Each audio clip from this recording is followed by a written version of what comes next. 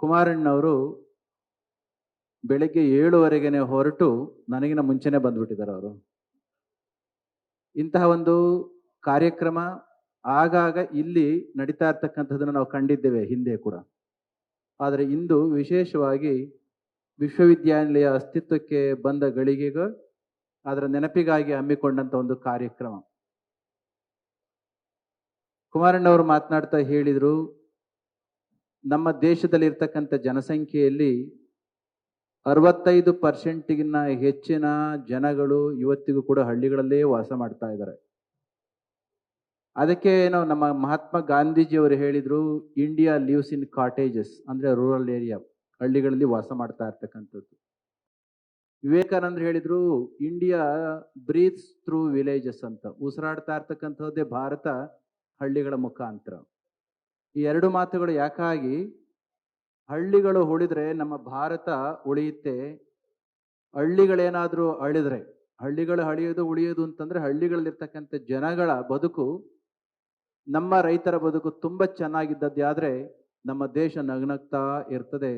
ಅದಕ್ಕೆ ಹಳ್ಳಿಯ ರೈತನ ಬದುಕು ಚೆನ್ನಾಗಿ ಇರೋ ಹಾಗೆ ನೋಡ್ಕೊಳ್ತಕ್ಕಂಥದ್ದು ನಾಡಾಳುವ ಎಲ್ಲ ಸರ್ಕಾರಗಳ, ಎಲ್ಲ ಅಧಿಕಾರಿಗಳ ಬಹುದೊಡ್ಡ ಜವಾಬ್ದಾರಿ ಅಂತ ನಾನು ಭಾವಿಸ್ತೇನೆ.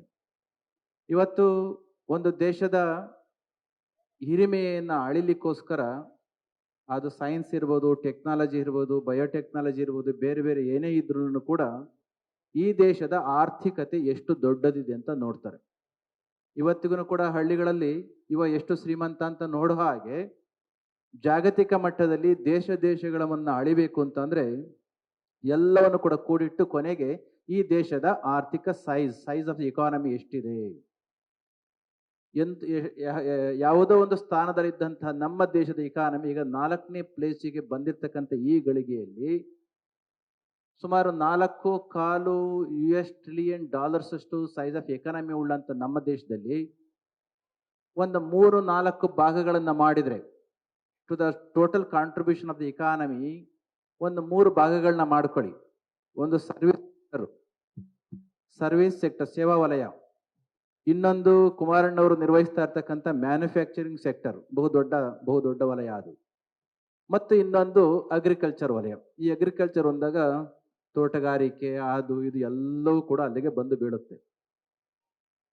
ಸುಮಾರು 65% ಜನಗಳಿರ್ತಕ್ಕಂತಹವರು ಯಾವುದರಲ್ಲಿ ಪಾಲ್ಗೊಂಡಿದ್ದಾರೆ ಅಂದ್ರೆ ಈ 3ನೇ ಸೆಕ್ಟರ್ನಲ್ಲಿ, ಅಗ್ರಿಕಲ್ಚರ್ ಸೆಕ್ಟರ್ನಲ್ಲಿ ಬರ್ತವೆ. ಯೋಚನೆ ಮಾಡಿ, 65% ಜನಗಳು ತಮ್ಮನ್ನ ತೊಡಗಿಸ್ಕೊಂಡಿರ್ತಕ್ಕಂಥ ಸೆಕ್ಟರ್ನಿಂದ ದೇಶದ ದೊಡ್ಡ ಆರ್ಥಿಕತೆಗೆ ಕಾಂಟ್ರಿಬ್ಯೂಷನ್ ಎಷ್ಟು ಅಂತಂದ್ರೆ 16-17%. ಇನ್ನು ಉಳಿದಂತಹದ್ದು ಸೇವಾ ವಲಯದ್ದು ಬಂದು 55% ಆದದ್ದೇ ಆದರೆ ಮ್ಯಾನುಫ್ಯಾಕ್ಚರಿಂಗ್ ಇಂಡಸ್ಟ್ರಿಯಿಂದ ಒಂದು 25-26% ಇದೆ. ಈ ಮಾತನ್ನ ನಮ್ಮ ರೈತರ ಮಧ್ಯದಲ್ಲಿ ಯಾಕೆ ಹೇಳ್ತಾ ಇದ್ದೇವೆ ಅಂತಂದ್ರೆ, ರೈತರ ಕಸುಬನ್ನ, ರೈತರ ಬದುಕನ್ನ ಆಧರಿಸ್ಬೇಕು, ಆರಾಧಿಸ್ಬೇಕು, ಅನುಸರಿಸಬೇಕು ಅಂತಂದ್ರೆ ಯಾವತ್ತು ಈ 3 ಸೆಕ್ಟರ್ಗಳಲ್ಲಿ ಹೆಚ್ಚು ಜನಗಳು ತೊಡಗಿಸ್ಕೊಂಡಿರ್ತಕ್ಕಂಥ ಕೃಷಿ ವಲಯದಿಂದ ದೇಶದ ಆರ್ಥಿಕತೆಗೆ ಹೆಚ್ಚಿನ ಕಾಂಟ್ರಿಬ್ಯೂಷನ್ ಕೊಡುವಷ್ಟು ಆರ್ಥಿಕತೆ ವೃದ್ಧಿ ಆಗುತ್ತೋ ಅವತ್ತು ನಮ್ಮ ರೈತ ಪೇಟೆಯಲ್ಲಿದ್ರು ಅಷ್ಟೇನೆ, ಹಳ್ಳಿಯಲ್ಲಿದ್ರು ಅಷ್ಟೇನೆ ತುಂಬ ಚಂದ ಹಾಕ್ತಾನೆ. ಓದ್ದವರೆಲ್ಲರೂ ಕೂಡ ಓದಿದ ಮೇಲೆ ಬಂದು ವ್ಯವಸಾಯವನ್ನು ಅನುಸರಿಸಲಿಕ್ಕೆ ಸಾಧ್ಯ ಆಗುತ್ತೆ. ಹಾಗಿದ್ರೆ ಅದಕ್ಕೆ ಮಾಡಬೇಕಾಗಿರ್ತಕ್ಕಂಥ ಕೆಲಸ ಏನು? ಈಗ ತಾನೇ ಒಂದು ಪುಸ್ತಕದಲ್ಲಿ ತುಂಬ ಚೆನ್ನಾಗಿ ಬರೆದಿದ್ರಿ. ನಮಗೆ ಬೇಕೋ ಬೇಡವೋ ಗೊತ್ತಿಲ್ಲ, ಲಿಬರಲೈಸೇಷನ್ನು, ಪ್ರೈವೇಟೈಸೇಷನ್ನು ಮತ್ತು ಗ್ಲೋಬಲೈಸೇಷನ್ ಒಪ್ಕೊಂಡಿರ್ತಕ್ಕಂಥ ಈ ಗಳಿಗೆಯಲ್ಲಿ ಬದಲಾಗ್ತಾ ಇರ್ತಕ್ಕಂಥ ಕಾಲಘಟ್ಟಕ್ಕೆ ವಿಜ್ಞಾನ ಮತ್ತು ತಂತ್ರಜ್ಞಾನವನ್ನು ಬಿಟ್ಟು ನಾವು ಬದುಕಲಿಕ್ಕೆ ಮತ್ತು ಮುಂದೆ ಹೋಗ್ಲಿಕ್ಕೆ ಸಾಧ್ಯ ಇಲ್ಲ. ಅದು ಕೆಟ್ಟದ್ದು ಏನಲ್ಲ. ಈ ದೃಷ್ಟಿಯಿಂದ ಆರ್ಟಿಫಿಷಿಯಲ್ ಇಂಟೆಲಿಜೆನ್ಸು ಮತ್ತು ರೊಬೋಟಿಕ್ಸು, ಬಿಗ್ ಡೇಟಾ ಇವೆಲ್ಲ ಏನೆಲ್ಲ ನಮ್ಮ ಮಕ್ಕಳು ಕಲಿತಾ ಇದಾರಲ್ಲ, ಇವು ಕೇವಲ IT ಇಂಡಸ್ಟ್ರಿಗಳಲ್ಲಿ ಇರ್ಲಿಕ್ಕೋಸ್ಕರ ಅಷ್ಟೇ ಅಲ್ಲ. ಇವತ್ತು ನಮ್ಮ ವಿಶ್ವವಿದ್ಯಾನಿಲಯಗಳಲ್ಲಿ ಆಗ್ತಾ ಇರ್ತಕ್ಕಂಥ ರಿಸರ್ಚ್, ಇನೋವೇಷನ್ಸ್ ನಾವೆಲ್ಲವನ್ನ ನೋಡಿದ್ರೆ, ಕುಮಾರಣ್ಣವರು ಹೇಳಿದರು, ರಿಸರ್ಚ್ ಆಗ್ತಾ ಇದ್ದಾವೆ ವಿಶ್ವವಿದ್ಯಾನಿಲಯಗಳಲ್ಲಿ, ಅವು ಲ್ಯಾಬ್ಗಳಲ್ಲಿ ಆಗ್ತಾ ಇದೆ. ಲ್ಯಾಬ್ಗಳಿಂದ ಲ್ಯಾಂಡ್ಗಳಿಗೆ ಅವು ಕನ್ವರ್ಟ್ ಆಗಿ ಆಗದಲ್ಲೇ ಹೋದದ್ದೇ ಆದರೆ ಸಂಶೋಧನೆಗಳು ಕೇವಲ ವಿಶ್ವವಿದ್ಯಾನಿಲಯಗಳಲ್ಲಿ ಕುಳಿತದ್ದೇ ಆದ್ರೆ ರೈತರು ಹಳೆ ಕಾಲದಲ್ಲಿ ಹಾಗೆ ಇರ್ತಾರೆ, ವಿಶ್ವವಿದ್ಯಾನಿಲಯಗಳು ಹಾಗೆ ಕುಳಿತಿರ್ತವೆ. There should not be any gap between laboratory, ವಿಜ್ಞಾನ ಮತ್ತು ನಮ್ಮ ಲ್ಯಾಂಡ್ ಮತ್ತು ಲ್ಯಾಬಾರ್ಟರಿಗೆ ವ್ಯತ್ಯಾಸ ಇರಬಾರ್ದು, ಲಿಂಕ್ ಇರಬೇಕು ಅಂತ. ಆ ಒಂದು ಕೆಲಸವನ್ನು ಮಾಡಲಿಕ್ಕೆ ಇಂತಹ ಕೃಷಿ ಮೇಳಗಳ ಮುಖಾಂತರ ನಮ್ಮ ರೈತರುಗಳನ್ನ ಕರೆಸಿ ಮಾಡಿರ್ತಕ್ಕಂಥ ಪ್ರಾತ್ಯಕ್ಷಿಗಳನ್ನ ತೋರಿಸೋದ್ರ ಜೊತೆಯಲ್ಲಿ ನಮ್ಮ ರೈತರು ತಮ್ಮ ಪ್ರಾಡಕ್ಟ್ಸ್ಗಳ ಬೆಲೆಯನ್ನು, ವ್ಯಾಲ್ಯೂ ಅಡಿಷನ್ ಯಾವ ರೀತಿ ಮಾಡ್ಕೊಳ್ಬೇಕು ಅಂತಕ್ಕಂಥ ಜ್ಞಾನವನ್ನು ಕೂಡ ಕೊಡ್ತಕ್ಕಂಥ ಕೆಲಸ ಆಯಿತು ಅಂತಂದ್ರೆ ಆಗ ಓದಿರ್ತಕ್ಕಂಥವರು ಕೂಡ ಬಂದು ಹಳ್ಳಿಗಳಲ್ಲಿ ಇದ್ದು ಕೆಲಸವನ್ನು ಮಾಡ್ಲಿಕ್ಕೆ ಸಾಧ್ಯ ಆಗುತ್ತೆ. ನಿಮಗೆ ಒಂದು ಎಕ್ಸಾಂಪಲ್ ಹೇಳ್ತೇನೆ. ನಿಮ್ಮದೇ ಒಬ್ಬ ಶಿಷ್ಯ IPS ಆಫೀಸರ್ ಇದ್ದಾನೆ, ಎಲ್ಲಿ ಬೆಂಗಳೂರಿನಲ್ಲಿ. ತುಂಬ ಬಡವಿಯಾಗಿರ್ತಕ್ಕಂಥ ತಾಯಿ ಅವನ IPS ಆಫೀಸರ್ ಮಾಡಿದ್ಲು. ಆತನಿಗೆ ಒಂದು 1,75,80,000 ರೂಪಾಯಿ ಅಥವಾ 2 ಲಕ್ಷ ರೂಪಾಯಿ ಸಂಬಳ ಬರ್ತಾ ಇದೆ. ಆ ತಾಯಿ ತನ್ನ ಮನೆಯಲ್ಲಿ ಬಂದಂತಹ 20 ಎಕರೆ ಜಮೀನು ಇಟ್ಕೊಂಡು ವರ್ಷಕ್ಕೆ ಸ್ವತಃ ನಿಂತ್ಕೊಂಡು ಮಕ್ಕಳನ್ನ ಕುರಿದಲೇನೆ ಒಂದು 5-6 ಜನ ಆಳುಗಳನ್ನ ಇಟ್ಕೊಂಡು ವರ್ಷಕ್ಕೆ 1.5 ಕೋಟಿ ವ್ಯವಸಾಯದ ಮುಖಾಂತರ ಲಾಭವನ್ನ ಮಾಡ್ತಾಳೆ. ಈತ IPS ಆಫೀಸರ್ ಆಗಿ ಬೆಂಗಳೂರಿನಲ್ಲಿ ಒಳ್ಳೆ ಸೇವೆಯನ್ನು ಮಾಡ್ತಾ ಇದ್ದಾನೆ. ಈತನ ಪೂರ್ಣ ಗುಡ್ಡಾಕಿದ್ರು ಕೂಡ 2 ಲಕ್ಷ ಅಂದ್ರೆ 24 ಲಕ್ಷ ರೂಪಾಯಿ ಬಂತು. ಎಲ್ಲ ಖರ್ಚುಗಳನ್ನ ಕಳೆದ್ರೆ ಕೊನೆಗೆ ಉಳಿಯೋದು ಏನು ಉಳಿಯೋದಿಲ್ಲ. ಆಗಾಗ ಅವ ಏನಾದ್ರೂ ಮನೆಗೆ ಬೇಜಾರು ಮಾಡ್ಕೊಂಡು ಕೆಲಸದ ಒತ್ತಡದಿಂದ ಏನಾದ್ರೂ ಹಳ್ಳಿಗೆ ಹೋದಾಗ ಅವ್ರ ಅಮ್ಮ ಕೇಳ್ತಾಳೆ, ಯಾಕೆಂದ್ರೆ ಮಠದ ಭಕ್ತರೇ ಆಗಿರೋದು ನನಗೆ ಗೊತ್ತಿದೆ, ಅವ್ರ ಹೆಸರು ಹೇಳೋದಿಲ್ಲ, ಆಫೀಸರ್ ಆಗಿರೋದ್ರಿಂದ. ಅವ್ರ ಅಮ್ಮ ಕೇಳ್ತಾಳೆ, ಯಾಕೋ ಮಕ್ಕಳಿಗೆ ಫೀಸ್ ಕಟ್ಲಿಕ್ಕೆ ದುಡ್ಡಿಗೆ ಸಮಸ್ಯೆ ಆಗಿದೆಯಾ, ನೋಡಿ ಒಳಗಡೆ ಇರ್ಬೇಕು, ತೆಗೆದುಕೊಂಡೋಗಿ ಫೀಸ್ ಕಟ್ಟು ಅಂತ ಹೇಳೋ ಮಟ್ಟಕ್ಕೆ ಹಳ್ಳಿಯ ತಾಯಿ ಮಗನ್ಗೆ ಹೇಳ್ತಾಳೆ. ಅಂತಂದ್ರೆ ನಮ್ಮ ವ್ಯವಸಾಯವನ್ನ ಮಾಡೋ ರೀತಿಯಲ್ಲಿ ಸರಿಯಾದ ರೀತಿಯಲ್ಲಿ ಮಾಡಿದ್ಯಾದ್ರೆ, ಆಧುನಿಕವಾಗಿರ್ತಕ್ಕಂಥ ಕೃಷಿಯನ್ನು ಅನುಸರಿಸಿದ್ಯಾದ್ರೆ, ನಮ್ಮ ಕೃಷಿ ಉತ್ಪನ್ನಗಳನ್ನ ಸೆಕೆಂಡರಿ ಅಗ್ರಿಕಲ್ಚರ್ ಅಂತ ಏನ್ ಕರಿತೀವಲ್ಲ, ಗೊತ್ತಲ್ಲ?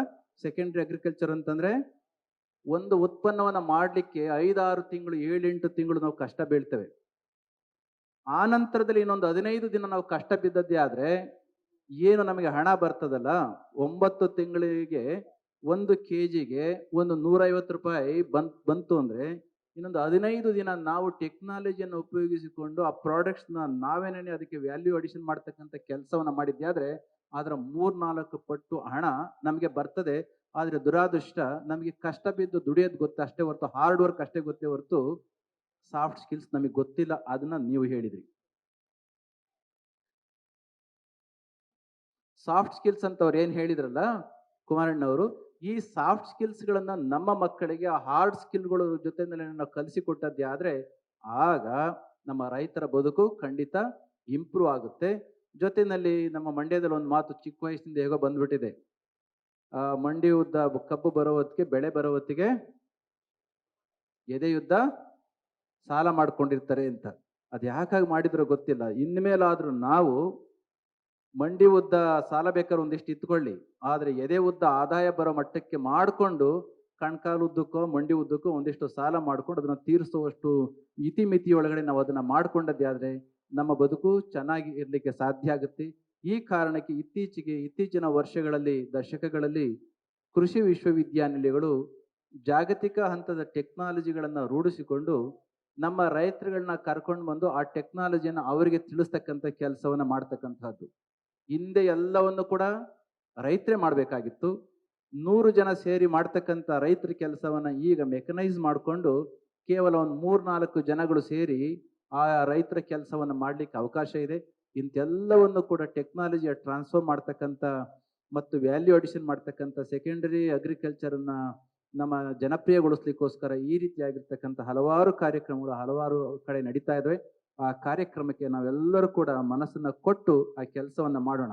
ನಮಗೆ ಭತ್ತದ ಇಳುವರಿಯ ವಿವಿಧ ಪ್ರಾತ್ಯಕ್ಷಿಗಳನ್ನ ತೋರಿಸ್ತಾ ಇದ್ರು, ಡೆಮಾನ್ಸ್ಟ್ರೇಟ್ ಮಾಡ್ತಾ ಇದ್ರು. ಅವರೊಂದು ಮಾತನ್ನ ಹೇಳಿದ್ರು, ನಮ್ಮ ದೇಶದಲ್ಲಿ ಆಹಾರದ ಸಮಸ್ಯೆ ಇದ್ದ ಕಾಲದಲ್ಲಿ ಆಹಾರದ ಉತ್ಪತ್ತಿಗೋಸ್ಕರ ಸಾಕಷ್ಟು ಬೇರೆ ಬೇರೆ ಇಳುವರಿಗಳನ್ನೆಲ್ಲ ತಳಿಗಳನ್ನ ಪಡ್ಕೊಂಡು ಬಂದು ಇಳುವರಿಯನ್ನು ಹೆಚ್ಚು ಮಾಡ್ಕೊಂಡ್ವಿ. ಆದ್ರೆ ಈಗ ಉತ್ಪತ್ತಿ ಸಾಕಷ್ಟು ಆಗಿದೆ, ಆದರೆ ಉತ್ಪತ್ತಿ ಮಾಡ್ತಕ್ಕಂಥ ಆಹಾರ ಸಾಮಗ್ರಿಗಳು ನಮಗೆ ಆರೋಗ್ಯವನ್ನು ತಂದು ಕೊಡ್ತಕ್ಕಂಥ ಸ್ಥಿತಿಯಲ್ಲಿ ಇದೆಯಾ ಅಂತಂದ್ರೆ ಇಲ್ಲ. ಹಾಗಿದ್ರೆ ಆರೋಗ್ಯದ ಕಡೆಗೂ ಕೂಡ ನೋಡ್ಬೇಕು, ಉತ್ಪತ್ತಿಯ ಕಡೆ ಅನ್ನೋ ಕಾರಣಕ್ಕೆ ಹಿಂದೆ ಇದ್ದಂತ ನಮ್ಮ ಹಳ್ಳಿಗಳಲ್ಲಿದ್ದಂಥ ಪರಂಪರಾಗತವಾಗಿರ್ತಕ್ಕಂಥ ತಳಿಗಳನ್ನ ಡೆವಲಪ್ ಮಾಡ್ತಕ್ಕಂಥದ್ದನ್ನ ಈಗ ಅದನ್ನು ಕೂಡ ಕಳೆದೋಗಿತ್ತು, ಮರ್ತೋಗಿತ್ತು, ಎಕ್ಸ್ಟಿಂಗ್ವಿಷ್ ಆಗಿ ಹೋಗಿತ್ತು, ಮರೆಯಾಗಿ ಹೋಗಿತ್ತು. ಅದನ್ನು ಕೂಡ ನಮ್ಮ ವಿಶ್ವವಿದ್ಯಾಲಯದ ಮುಖಾಂತರ ಮಾಡ್ತಾ ಇರ್ತಕ್ಕಂಥದ್ದು ಸಂತೋಷ. ಎಲ್ಲ ಕಾರ್ಯದಲ್ಲಿ ನಾವೆಲ್ಲರೂ ಕೂಡ ಪಾಲ್ಗೊಳ್ಳೋಣ ಎಂಬ ಮಾತನ್ನ ಸಂದರ್ಭದಲ್ಲಿ ಹೇಳಿ, ತಾವು ಮುಖ್ಯಮಂತ್ರಿಗಳಾಗಿದ್ದ ಸಂದರ್ಭದಲ್ಲಿ 2 ಬಾರಿಯೂ ಕೂಡ ರೈತರ ಸಾಲವನ್ನ ತೀರಿಸಿ, ರೈತರ ಫಾರ್ಮರ್ಸ್ ಫ್ರೆಂಡ್ಲಿ ಚೀಫ್ ಮಿನಿಸ್ಟರ್ ಅಂತ ಅನ್ಸ್ಕೊಂಡವ್ರು ತಾವು. ಆ ಒಂದು ದೃಷ್ಟಿಯಿಂದ ನಿಮ್ಮ ಹೃದಯವಂತಿಕೆ ರೈತ ಸಮುದಾಯಕ್ಕೆ ಯಾವತ್ತೂ ಕೂಡ ಇರತಕ್ಕಂಥದ್ದು ಸಂಶಯ ಇಲ್ಲ. ಆ ಕಾರಣಕ್ಕೋಸ್ಕರ ನಮ್ಮ ರೈತ ಬಂಧುಗಳು ಎಂದು ಎಚ್ಚೆತ್ತುಕೊಂಡು 65% ಇರ್ತಕ್ಕಂಥ ರೈತರುಗಳು ಯಾವತ್ತು ನಾವು ನಮ್ಮ ಕೃಷಿ ವಲಯದಿಂದ ದೇಶದ ಆರ್ಥಿಕತೆಗೆ ಹೆಚ್ಚಿನ ಲಾಭವನ್ನು ತಂದುಕೊಡುವಷ್ಟು ಮಟ್ಟಕ್ಕೆ ನಾವು ಎತ್ತರಕ್ಕೆ ಹೋಗ್ತೇವೆ. ದೇಶಕ್ಕೆ ಲಾಭ ತಂದು ಕೊಡೋದಂದ್ರೆ ನಾವೇನು ಅವರಿಗೆ ದುಡ್ಡು ಕೊಡತಕ್ಕಂತಹದಲ್ಲ. ನಮ್ಮ ಮನೆಗಳನ್ನ ಮನಸ್ಸುಗಳನ್ನ ಚೆನ್ನಾಗಿ ಇಟ್ಕೊಳ್ತಕ್ಕಂಥ ಸ್ಥಿತಿ ಬಂತು ಅಂತಂದ್ರೆ ರೈತರ ಬದುಕು ಕೂಡ ಚೆನ್ನಾಗಿ ಆಗ್ಬೇಕು. ಯಾರೋ ಬಂದು ಕೇಳ್ತಾ ಇದ್ರು, ನೀವು ಹೇಳಿಬಿಡ್ತೀರಿ ರೈತರಾಗಿ ಅಂತ, ರೈತರಿಗೆ ಎಣ್ಣೆ ಕೊಡೋದಿಲ್ಲ ಸ್ವಾಮಿಗಳೇ, ನೀವ್ ಏನ್ ಮಾಡೋದು ಅಂತ. ಹೌದು, ಹಾಗೆ ಆಯ್ತು. ಒಮ್ಮೆ ಚುಂಚನಗಿರಿನಲ್ಲಿ, ಬೆಂಗಳೂರಿನಲ್ಲಿ ಏನಾಗ್ತಿತ್ತು, ವಧುವರ ಅನ್ವೇಷಣೆ ಮಾಡ್ತಾ ಇದ್ವಿ. ಅಲ್ಲಿ ಒಂದು 300 ಜನ ಗಂಡು ಮಕ್ಕಳು ಬಂದ್ರೆ ಒಂದು 200 ಜನ ಹೆಣ್ಮಕ್ಳು ಬರ್ತಿದ್ರು. ಹೇಗೋ ಬ್ಯಾಲೆನ್ಸ್ ಆಗ್ತಾ ಇತ್ತು. ಚುಂಚನಗಿರಿಲಿ ದೊಡ್ಡದಾಗಿ ಮಾಡೋಣ ಅಂತ ಹೋಗಿ ಅದು 1-2 ವರ್ಷಗಳ ಹಿಂದೆ ದೊಡ್ಡ ಇಶ್ಯೂ ಆಯಿತು. ಕಾರಣ, ಬಂದಂತ ಹುಡುಗರು 10,000 ಜನ, ಅಪೇಕ್ಷಿತರಾಗಿ ಬಂದವರು 10,000 ಜನ. ಹೆಣ್ಮಕ್ಳೇನು ಕಡಿಮೆ ಬಂದಿರಲಿಲ್ಲ, ಅವರು ಒಂದು 250-300 ಜನ ಬಂದಿದ್ರು. ಆದ್ರೆ ಈ 10,000 ಜನಗಳನ್ನ ನೋಡ್ಬಿಟ್ಟು ಅವ್ರು ಕಾಣೆ ಆಗ್ಬಿಟ್ಟು ಎಲ್ಲ ಹೊರಟೋಗ್ಬಿಟ್ರು.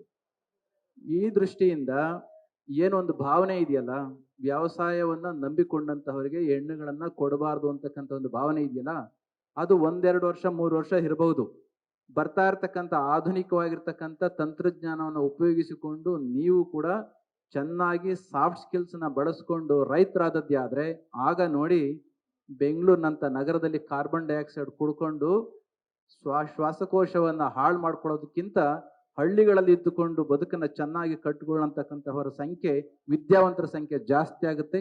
ಅದು ಆಗ್ಬೇಕು ಅಂದ್ರೆ ವಿಶ್ವವಿದ್ಯಾನಿಲಯಗಳು ಈ ತೆರನಾಗಿರ್ತಕ್ಕಂಥ ಕಾರ್ಯಕ್ರಮಗಳನ್ನ ಮಾಡಿ ನಮ್ಮ ರೈತರನ್ನು ಕೂಡ ಸಾಫ್ಟ್ವೇರ್ ಇಂಡಸ್ಟ್ರಿಯ ವ್ಯಕ್ತಿಗಳ ರೀತಿಯಲ್ಲಿ ಹೊಲಗಳಲ್ಲಿ ಇದ್ದು ಕೈಯಲ್ಲಿ ಕಾಲಲ್ಲಿ ಮಣ್ಣನ್ನ ಮಾಡಿಕೊಂಡು ಕೂಡ ಬದುಕನ್ನ ಚೆನ್ನಾಗಿರುವ ರೀತಿಯಲ್ಲಿ ಬದುಕನ್ನ ಕಟ್ಟಿಕೊಟ್ಟದ್ದೇ ಆಗ ಈ ಅಸಮಾನತೆ ಮತ್ತು ಕೆಲವು ವೈರುಧ್ಯಗಳು ಕಡಿಮೆ ಆಗ್ತವೆ ಅಥವಾ ಮರೆ ಆಗ್ತವೆ ಎಂಬ ಮಾತನ್ನ ಈ ಸಂದರ್ಭದಲ್ಲಿ ಹೇಳ್ತಾ, ಇವತ್ತು ಈ ಕಾರ್ಯಕ್ರಮಕ್ಕೆ ಬಂದದಕ್ಕೆ ತುಂಬಾ ಸಂತೋಷ ಆಗಿದೆ.